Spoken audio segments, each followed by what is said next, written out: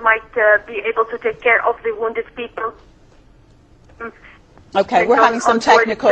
Shireen, I'm going to let you go. We'll try to get back in contact with you. Having a little technical difficulty with that telephone line. And of course, that was Shireen Al-Yassin from Jerusalem Al-Quds giving us the latest there.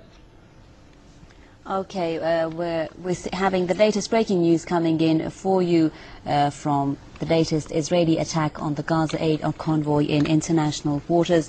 The latest news coming in is that the Turkish Foreign Ministry has said the deadly Israeli operation on 8 ships carrying aid to the Gaza Strip, among them Turkish vessels, may lead to irreparable consequences in bilateral ties.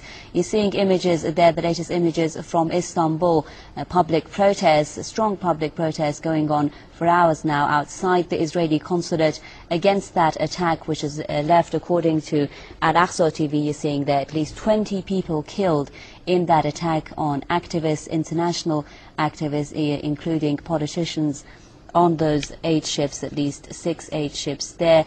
And the strongest attack has apparently been on a Turkish ship which was carrying the bulk of the aid, and one of the larger ships that's been attacked. And Israeli TV saying that Israeli cabinet minister has said that the images are certainly not pleasant, and I can only voice regret at all the fatalities. That's the Trade and Industry Minister of Israel talking to Israel's army radio. The news coming in from Israel. A lot of anger and frustration caused there by these attacks. The attack, of course, occurred at least 150 kilometers off the Gaza coast. At least 20 people have been killed. Scores of others are reportedly injured, and some reports saying that the Turkish ship which was attacked has been transferred to Haifa, and Israeli authorities are trying to jail or deport some of the activists on board, as they had threatened earlier before the ships were trying to reach Gaza. They were carrying 10,000 tons of supplies for the people in Gaza under a 3-year Israeli siege. And now the latest diplomatic tension that's come out of this, Turkish foreign ministry official saying that this is going to has caused actually irreparable consequences in ties between Turkey and Tel Aviv. And of course, Israeli authorities have also blocked all information and have jammed signals with those ships. So our correspondent Hassan Ghani is also in one of those ships, but unfortunately we can't as of yet contact him. And a lot of concerns now over the safety of those on board the ships. Reports saying from Israel that the activists have been resisting the forces that attacked them. Well, Press TV's Ali Rizk joins us now live from Beirut. Ali, a lot of responses there. Hamas has said, as I told you before, that it's calling for intervention to stop this attack, and it's saying that this is a crime against humanity. And now the latest, the response from Turkey, saying that it will lead to irreparable consequences. So what do you think will be the regional response to this? What are we expecting now?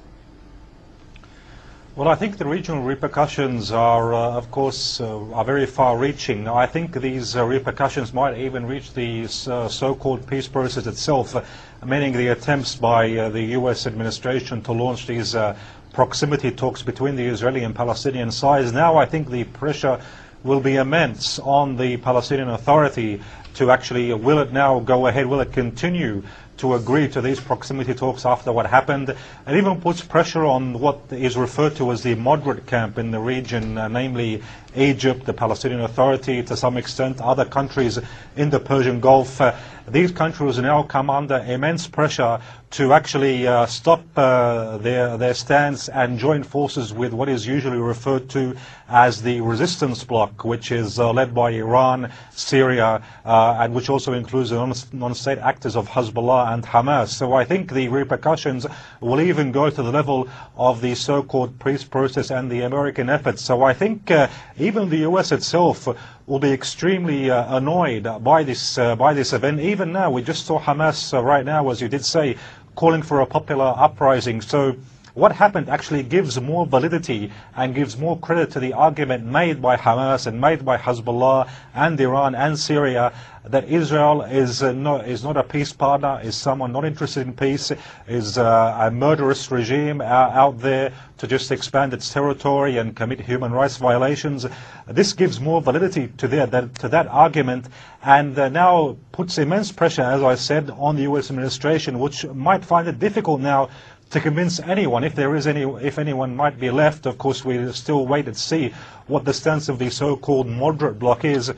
But it puts more pressure on anyone who might have been ready to go ahead into a diplomatic settlement, or begin with a diplomatic settlement, diplomatic negotiations with the Israeli side. So, as I said, the repercussions very far-reaching to the top political level, and the fact that Turkey took this stance as well. As we said, Turkey is a very important ally for the US in the region, so the effects are extreme. And as I said before, it will be very interesting to hear the White House, what its argument will be. We know that Recep Tayyip Erdogan does have good relations. He was in the White House and did meet with President Barack Obama. So all of this, I think, will lead to unfolding of very, very interesting events in the near future. Press TV's Ali Risk is speaking there live from Beirut.